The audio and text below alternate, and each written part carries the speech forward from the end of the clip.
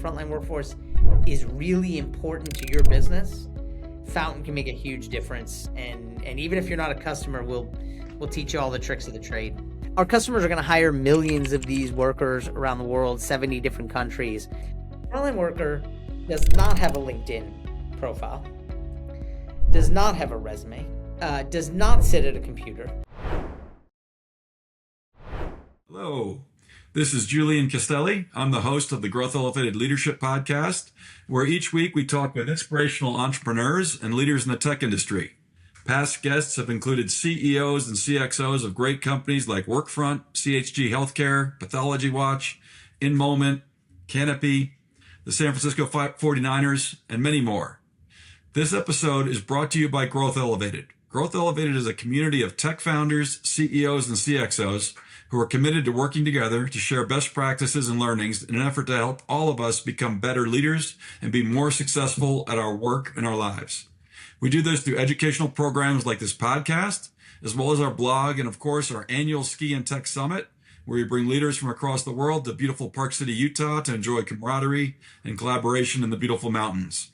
So if you enjoy skiing in the outdoors and you enjoy talking with other tech leaders, check us out at growthelevated.com. And please subscribe to this podcast wherever you listen to your podcasts. Today, we are privileged to welcome Sean from Fountain AI. Sean is focused on helping global enterprises unlock the full potential of their frontline workforce. Fountain AI's native platform automates and streamlines how companies hire, onboard, and manage high-volume teams. This enables HR and operation leaders to move faster, make smarter decisions, and stay focused on what really matters, which is people and performance. Before joining Fountain, Sean founded and led Stratum and Xerx, built intelligent logistics solutions for the mobile industry. Earlier in his career, Sean held leadership roles at Adapt TV and Shopping.com, where he learned firsthand how technology can reshape industries when paired with the right people and the right vision. Please welcome Sean Bear to the podcast. Thanks, Sean. Hey, Julian, it's great to be here. I love hearing that bio, but yeah, it's great to be here. And it's great to see you. It's been a big journey, right? It's a big journey. Sometimes it takes a second to be like, oh yeah, I did all that. well, I'm sure you have a lot to be proud of. Why don't you walk us through it? So we're going to talk to you about your leadership at Fountain, but talk us through, like, how did you become a CEO tech leader? What was the path? Did you think you were going to do that early on? Not really. I guess I thought I'd be a lawyer or something. But, I happened to, graduate from university at a time when things that were not possible were suddenly possible, due to technology, due to the proliferation of internet and mobile devices, which just opened up lots of opportunities to do things. And so I think I sort of stumbled into entrepreneurship, and I think I got addicted to the idea of sort of being able to solve problems pretty quickly, like finding big problems that didn't seem solvable and using technology to solve them was sort of this dopamine hit. And yeah, it is kind of exciting, right? It is. It's exciting. And sometimes it was a big dopamine hit, like you built a new product that really took off. But even small things, just like the ability to make a profound difference day in and day out, has just kept me in the world of tech now through four companies. So what was your background before you founded these companies? Were you said you wanted to be a lawyer? I was a history major. You're a history major. Wow. Good. Good thing I didn't go into that. I don't really get much value out of it unless you and I go play some trivia. Then I'm a good. It's a good validation of liberal arts, right? Exactly. You learn how to investigate, how to research, how to think critically. That's right. And now you've applied that expertise in the tech industry, solving problems. That's right. Well said. better than I would have said it. Well, I'm paying for a couple college tuitions these days, so I better be able to state the value prop because I know I'm paying for it. Well, awesome. So you made your way to Fountain, and I'd like you to tell us, how you got to Fountain, but then I really want to go deep into what Fountain does because I think it's a really exciting solution. But tell us about your journey, how you got to Fountain, where you're currently the CEO, and then we'll talk about what Fountain does. Yeah, sure. I'll just kind of in one sentence, I'll tell you what Fountain is, and I'm sure we'll come back and talk about it. But because I think it'll help putting some context to sort of the journey. But Fountain is basically focused on the frontline worker population. So, you can think of all the people on the front lines of our economy that make our economy work. They're delivering our packages right now for the holidays, or they're in retail stores, or they're security guards and pharmacy technicians, and they're working in restaurants. That's huge part of what percentage of the workforce is that? It's huge. It's according, globally, it's like 70 or 80% of the global population. Wow. So I think so. These are non-desk workers. They're not sitting behind a desk like you and I are right now. They're on their feet, and of course they've got this computer. Yep, in their pocket, right? Yeah, the computer. This is it. So anyway, that's what we're focused on is that worker population. The origin for Fountain and how I got involved with it is unique. At the time when the company started, now I guess 9 years ago, there were all these gig economy companies using the iPhone or the Android device to deliver services to consumers. So you can get things delivered like from Uber Eats or Caviar or DoorDash. You could get a ride somewhere. You could get flowers delivered. You could get cookies delivered. You could get all kinds of things. And what was happening is these companies, these new companies, needed thousands of frontline workers. They needed to hire thousands of frontline workers. And no technology existed to help a very, very small company hire thousands of people. The only people that hired thousands of people had massive HR teams. Yeah, because it's a massive undertaking. We basically built a piece of software that helped very, very small teams hire thousands and tens of thousands of frontline workers.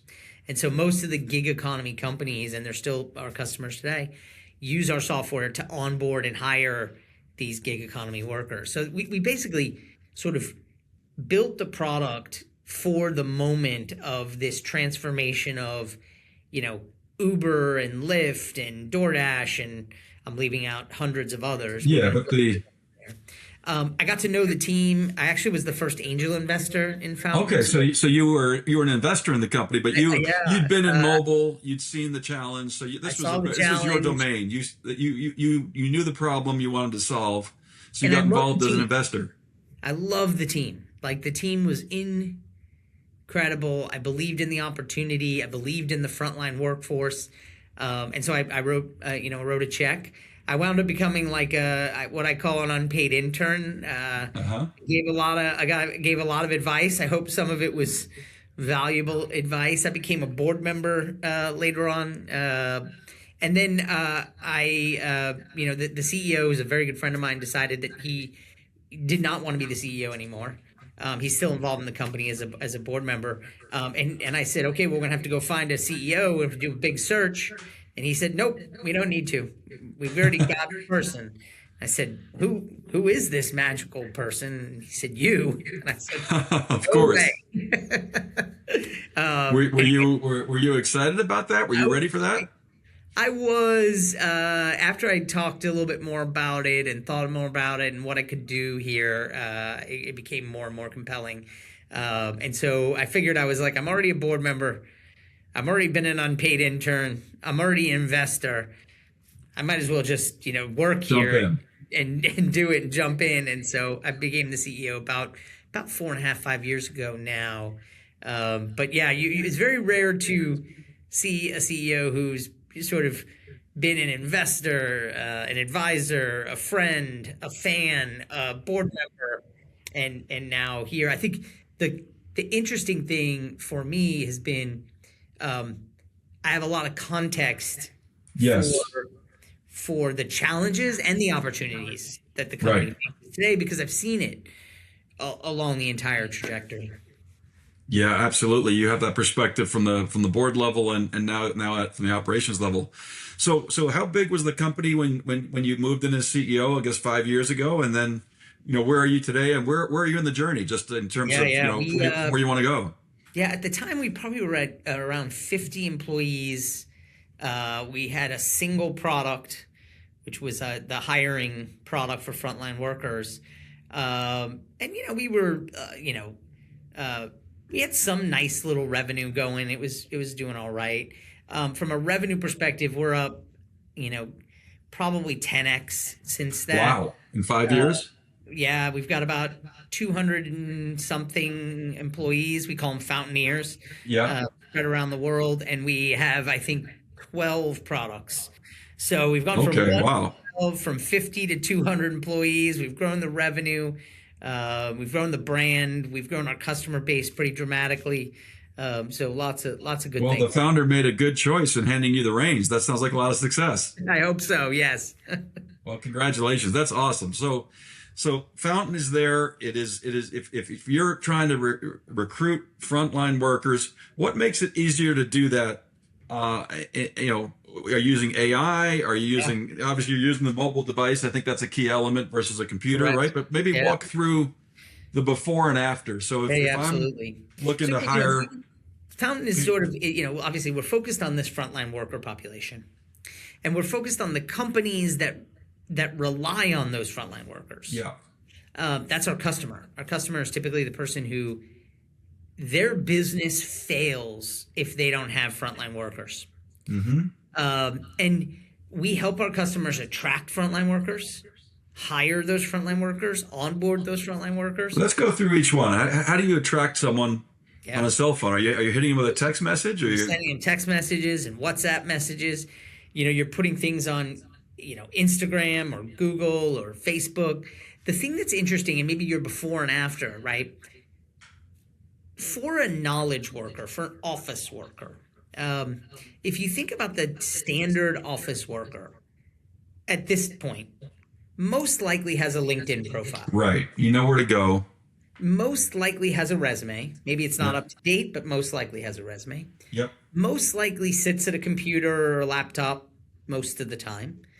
Most most likely is very email proficient, right? Right. Uses email heavily during the day. Um, and usually is trying to get a job where they probably are thinking that they want to stay at that company for years. Yes. Okay. So that's kind of profile A. You've got profile B is the frontline worker. Okay. Mm-hmm. Frontline worker does not have a LinkedIn profile, does not have a resume, does not sit at a computer most times, does not think of email as their first communication, and generally is not thinking that they're going to join the restaurant and stay for 5 years. Maybe they're going back to school. Maybe this is a second job. Maybe they just moved to a new city, or maybe they're going to move to a different area. Right. They're thinking of the job in months. I'm going to do this for 6 months. Yeah. And so what's interesting about it is if you have those two profiles, if you use technology that is good for hiring people who have LinkedIn and have resumes and do email, and you just port it over to profile B, and you start sending emails to people that don't really use Check email. Yeah. you're not hiring anybody. Yeah. So with Fountain, what happens is we assume they're on their cell phone. We assume they're going to respond to a text message or a WhatsApp. And so, we assume that they're not on LinkedIn.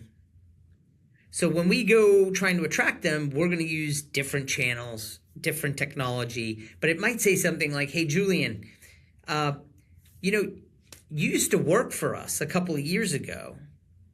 Would you ever be interested in coming back? Okay. Or, hey, Julian, you applied to work for us 6 months ago, and you didn't follow through. You didn't want it at that time. Yeah. Has anything changed that might want you to come back? Mm-hmm. Right? And then obviously we're going to put you through a hiring process. So you're going to say, You're going to answer some questions all on your phone, and then you're going to do an interview with an AI interviewer.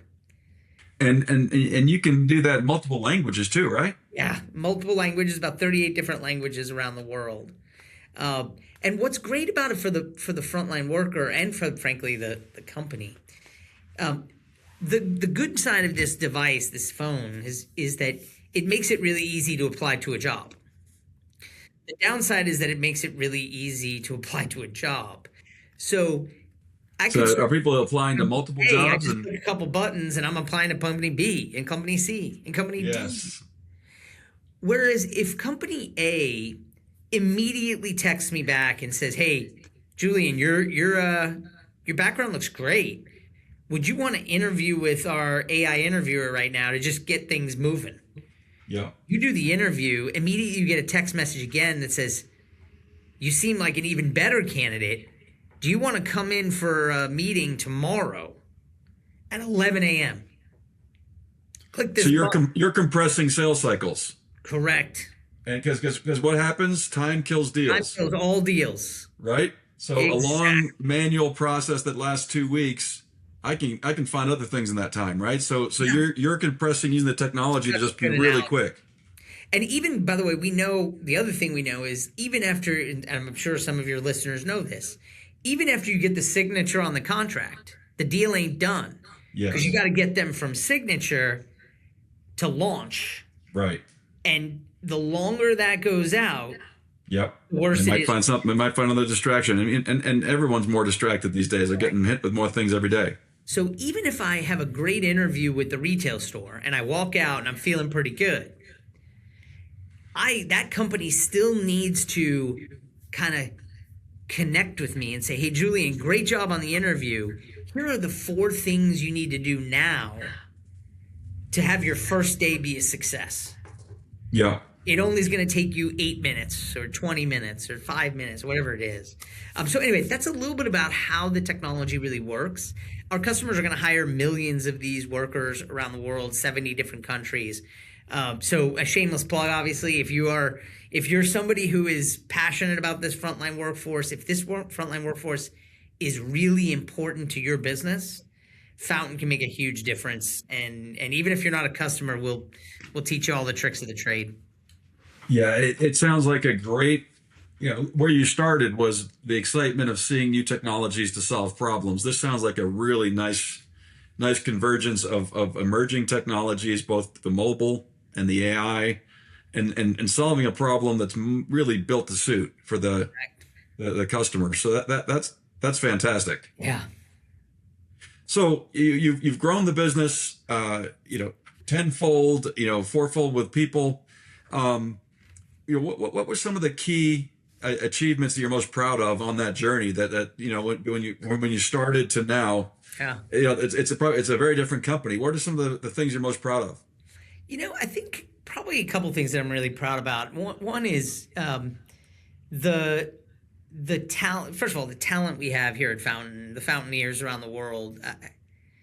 I'm just overwhelmed by how good they are on a day in, day out basis. I feel like we give people unique opportunity to make a big difference on a big part of the world. And I've said this before, and I've said this to Fountainers as well. I've built 4 businesses. There is something very, very special about building technology where someone gets a job. Yeah, you're having a huge impact in their life. That's a huge impact. So that's kind of one thing I'm very, very proud about. The team we have here and their mission focus around this frontline worker population and opening opportunities for this frontline worker population. The second thing I'd say is, usually a company, they build a product, and then they improve that product and they get better at selling that product, and they do more, better, and different, and they do it faster and better, and they become the leader in that product. It's rare to see a company have one product and then move and build additional successful products. It's really, really challenging. Yeah. You distract your resources, Right. You have a lot of companies that are essentially a one trick company. They try to do a second trick, but the second trick doesn't work, or the third trick doesn't work. And Fountain has 12 products. So how did that come about? So you defied conventional wisdom. Yes, Tell us about what those products are and how did you get there? Yeah. So the first thing, obviously, we build them with our customers in mind. I think from a leadership perspective, though, it was a pretty big bet. Yeah, Yeah, huge bet. that creates risk. Huge risk. Huge, could be a distraction, a defocus. It might not work. All these things. The good news is we had a great customer base basically pushing us. The thing that is hard, and I think, and maybe this will resonate with some of your CXOs and your CTOs, certainly your CTOs, is there comes a point in a company and a product where the marginal improvement to the product becomes smaller and smaller and smaller. Right, diminishing returns. Diminishing returns on the investment. And in the beginning, the things that you're adding to the product are huge areas and huge improvements. Yeah, because you're filling in core gaps. Once you've been doing it for a couple of years, yeah, you're still improving, but the improvements are now like smaller and smaller and smaller. And frankly, the customer is not willing to pay you dramatically more money. Right. Because you made this part of the product easier to use. Yeah. And I think the trap lots of entrepreneurs get stuck in is they continue to feel like I've got to make the product better and better and better, but they don't realize that the investment is not paying off at the same ROI as it did in the first year or the second year of the company. And so we made the bet to say, hey, we're going to build some new products to meet some new challenges with our customers. The benefit for us has been that we have customers who say, look, your hiring product's great, but I'm not interested in changing how I hire right now. If you don't have another product to talk to them about, the customer you basically say, okay, well, I'll talk to you later. So are these new products adjacencies in the hiring process? Walk me, give me an example of one of these new products that you built and how it solved that problem. Yeah, so you can think about it from the moment this worker thinks about potentially working for the company to the moment they do an exit interview. Okay, so you're still in the frontline worker, but we've moved life cycle economy along the life cycle. Yeah. Right. So I'll give you an example. You have obviously your hiring product. One of the first things we built was an I-9 product. And I-9s are, obviously they're important government paperwork that we have here in the U.S. And what's interesting is, going back to that analogy of, sales, like you would hire these workers, and then they had to do this really, really annoying piece of paperwork. Yeah. And some of them would say, this piece of paperwork is so annoying that I'm just going to go work somewhere else. I'm going to bounce and do something easier. If you can make it super easy for them to complete that paperwork, more of those people become people who are happy employees on the first day. And so we built an I-9 product. We have customers who only buy the I-9 product. And obviously our pitch, though, is if you buy our hiring product and you put our I-9 product there, now you've got 1 + 1, but it doesn't equal 2. It equals 3.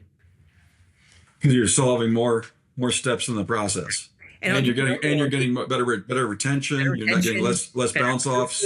The funnel works better, and then we have a time shift and attendance product. Obviously, for this frontline worker population, they're generally working shifts. Mm-hmm. So we sell that as a standalone product. But if you think about it, imagine you're hiring people, and you have our shift product, our time and attendance product. During the hiring process, you can ask questions like, Julian, what would be your dream schedule for the next 3 months? Right. And then automatically feed that into our time shift and attendance product. And now your first week, it looks like magic to you as the worker because you're like, wait, I told them I didn't want to work on Tuesday mornings and Thursday nights. And magically, I'm not working on Tuesdays and Thursdays. Yeah, that's not just efficiency, that's creating a better experience. Correct. Correct. So what were some of the challenges of creating these multiple products? I mean, the positives we just went through, but any downside? Yeah, there's lots of downsides. So if the listeners are feeling like, oh, this is it, I figured it out, this is so easy, let's just go do it. Unfortunately, that is not the case. There's obviously some hard work. So one is figuring out like what products to build.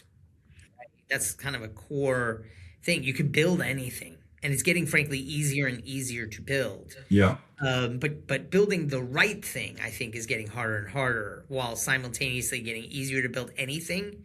It's getting harder to build the right things. So that's kind of one. Have you ever walked away from any products? We have, yeah, absolutely. So 12 is the ones that survived. That survived, yeah.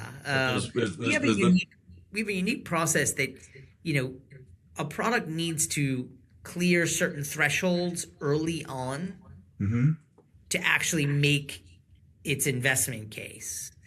And so we're constantly coming up with ideas. In fact, ideas are everywhere, right? Yeah.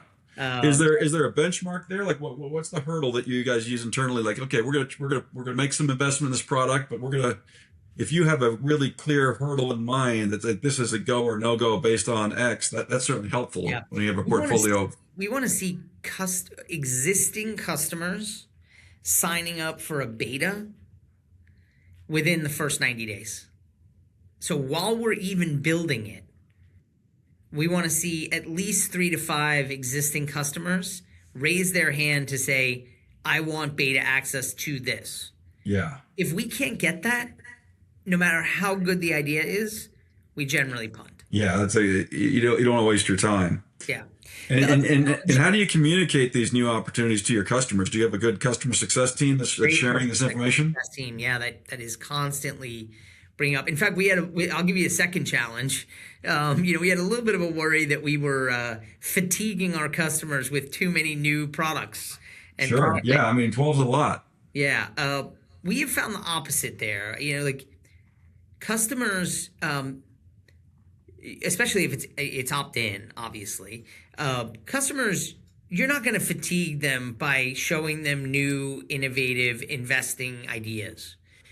They may not want to buy all of them, but if they're really going to provide value, and even if it's not perfect for them, they like hearing that you're, as a company, are investing. Yeah, you're an innovator. That makes it feel like they were the right. I made with the right partner. They don't have to go find multiple other vendors, right? Right. The last thing I'd say from a challenge perspective that any of your listeners who are thinking about this, even if they're not going to 12 products, which is crazy, even going from 1 to 2 or 1 to 3, is it your go-to-market also needs to innovate, because if you only have a single product that does a single thing, your go-to-market engine is relatively simple. By the way, no go-to-market engines are simple. So I probably shouldn't say that, but I think your listeners will appreciate what I'm trying to say, which is that, you have a single marketing message. You have a single sales pitch. You're pitching one ICP who traditionally buys this one thing that solves this one challenge or opens up this one opportunity. When you have 3 products, now all of a sudden you still have that one sales call. So you're meeting a new customer for the first time. And instead of knocking them over the head with, here's the one thing we do, you now need to say, Fountain does 3 things. And here's what these 3 things do, and here's how they work together. And the customer, it's a different go-to-market motion, and especially if you have 12. Yeah. That's a lot more complexity for a Lot more complexity. sales organization. Yeah. So anyway, those are some of the Well, downsides. that makes sense. Yeah. So that's not. Yeah, you do have to innovate in the go to market and probably a lot more training and complexity there. But Correct. um, you know, when we were talking earlier, you had when I asked you to kind of what's some things that lessons from the experience. You talked about zero based budgeting, and you had a concept about zero based leadership. Tell me a little bit more Yeah. about that, please. I think what I've been thinking a lot about, right, is that the leader I am today is dramatically different than the leader I was a year ago, 2 years ago, 4 years ago, 6 years ago. Um, and it isn't that like my leadership style has dramatically changed. There's some things that are constant throughout that. But there are things that I would not have done 3 or 4 years ago that now I do, and frankly, I would have told you 3 or 4 years ago that's bad leadership. And now I'm like, nope, that is not bad leadership. And so what I'm sort of always focused on is how am I evolving as a CEO and as a leader in a company. This concept of zero-based leadership, right? We have this concept of zero-based budget, right? Which is like, you Yeah. say, listen, just because we spent $300,000 last year, it doesn't mean that we start this year with 300,000 and then we determine how much more we want to spend or how much Right. less we want to spend. How about we start with zero Yeah. and we say, was the 300,000 worth it last year? And if it was, should we have spent more or less? And it was worth it didn't work? Well, we're not going to do it again. We're actually going to do zero. Right. Okay. So you got an ROI on every spend. Correct. And that's the concept of zero based. Right. And it forces teams to sort of really evaluate sort of the conventional wisdom, the stuff that just kind of like, well, we got to do that Right. because we've always done it. Yeah, but do you Like, really? do you really? Now take that concept and apply it to leadership, Okay. right? Which is to say, imagine you could say, go to the whiteboard with your leadership team. And on the whiteboards, write down all of the leadership tactics, strategies, practices, like how, we have to have a weekly leadership meeting on Monday. Yeah. We have to have a CEO email on Tuesdays. We have to have a monthly all hands on Thursdays. We always do this, and this is what we do, and here are our values, and here's the leadership principles that we bring forward, and this is how we promote people. Put it all on the whiteboard. Look at it and say, okay, now let's go on this other whiteboard, which is blank. What from that whiteboard is actually going to help us drive this company forward? So you almost stack rank them, right? And you You say, only pick 3 or 4. Otherwise, you get so much time, you don't have time to do anything other Correct. than just go through your routines. and what happens sometimes is you look at the whiteboard and you say, I know that I always write a monthly email. And what happens is someone will say, people don't really read that email anymore. You just freed up how many hours? Yeah, exactly. Right? And so I'm constantly looking at, like, what am I doing as a leader that's working? And Yeah. what am I doing as a leader that doesn't work anymore? And what new things am I bringing to the table? So that's what I mean by this concept of zero-based leadership. I love that. Yeah, that's really great. A great concept, and the tie to zero based budgeting. For looking at it from the bottoms up is a great one. So you've had a lot of experience now as both a board member and a CEO, and you've grown this business. If you look back and you're talking to some of our listeners who are wondering, what are some lessons? What would you do differently if you're starting over, right? If you had a chance to do the Wayback Machine. Yeah, and by the way, this is one of my favorite interview questions. I'm really interested in. I'm not interested in somebody who doesn't know that they've made mistakes. I'm interested in somebody who knows they made mistakes and is clearly able to delineate what didn't work and here's how I would do it differently. It's an incredible skill in startups and technology startups startups in particular, because we know that you're going to make mistakes. We know we're going to design products that don't work as well as they should, or design marketing events that don't go off the way we want them to go off, or Right. so I think one thing for me, and a core lesson is having even more respect for the language that I use with the team. And what I don't mean language like bad language. I mean being really intentional, having more respect for actually what I'm saying, so that it is crystal clear to the team. And I'll give you a tangible example. A couple of years ago, we had a major initiative to shift our company to focus on enterprise customers. I put it up on whiteboards. I put it up in slides. I wrote it in emails. Win enterprise customers. Winning enterprise customers is really important. Winning enterprise customers. What I didn't do enough of was clearly articulating the exact definition that the CEO had for enterprise customers. And what happened was we signed up customers, but they weren't the enterprise customers I was talking Because about. people have different definitions of enterprise. Correct. Yeah. Any big company is enterprise. Yeah. And I was like, no, whoa. That's not actually what I meant.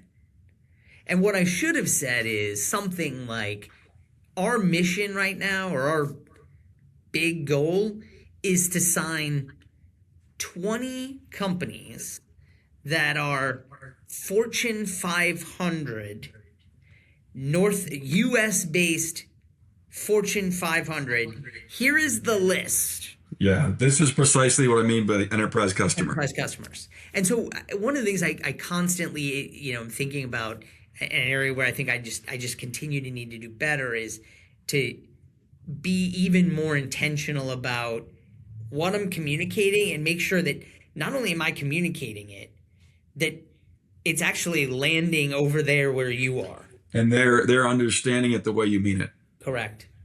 That's huge, because the words of a leader are so important. People are going to take them, but if they take them, you get the telephone game by the third time, right? And you said, "Wait, did I say that?" Well, that's Yeah. what then people repeated it, right? So that's a great leadership lesson. Thank you for that, and thank you for sharing this story. So, as we wrap up, as you've learned in your leadership journey, both from doing, but also from reading what's out there and looking at best practices. Do you have any favorite books, blogs, podcasts that you'd recommend that if people want to sharpen their leadership skills? Yes, I do. And I have a goal for next year, which maybe I'll throw out there, and maybe by telling all these listeners, I won't be able to hide from the goal. But I think, first of all, there's so much great content out there, and things like the Growth Elevated podcast being a great example. It almost feels like I'm waiting for a vacation so that I can catch up on all the great content that I want to. I bookmark all sorts of things. I've got a limitless list of them as well. Yeah. So obviously, you guys did such a great job, but Lenny Rajitsky, His newsletter. He's a super product guy. Super product guy. Obviously, I'm a product guy at heart, so that's really interesting to me. A good friend of mine, Nikhil Basu Trivedi, writes a great blog called Next Big Thing, which is focused on sort of like, what are these big rocks in the world. He works for a VC and does a great job. I love that. Harry Stebbings at 20 Minute VC just gets some incredible guests where I always find myself learning something interesting. I think Andreessen does a great job with their blogs, putting out really interesting and thought-provoking content. But I think for me, I'm not only one of my goals for 2026 is not only to kind of continue to engage in some of this great content, but I'm going to try to make an effort to seek out leaders who are not directly in my industry, that have done things like, hey, I'm in a completely different industry from you, but I'm one of the best at growth marketing. Mm-hmm. I want to go not just read their blog or read their LinkedIn post, but wondering if I can find some time to spend some time every month with a few leaders that I can spend 30 minutes with or an hour with and see what diamonds I can pull and say, wow, okay, you did that over there in fintech. Has nothing to do with what I'm doing, but interesting. It's got me thinking that maybe I could kind of parlay that into something on our side. Absolutely. It's so valuable to have a peer network that you can learn from Yeah. and have You it. know better than Like you're most. right, sometimes when it's a different angle, but a similar type of problem, it really allows you to open up more options and creativity. And that's a big part of what we do at Growth Elevated too. So I definitely see that. And, Yeah. Sean, thank you so much for your time. Thanks for sharing this story. Congratulations on all this success. And I look forward to watching the continued growth of Fountain AI. Sounds great. Julian, thanks so much for the time. All right, take care. Take care.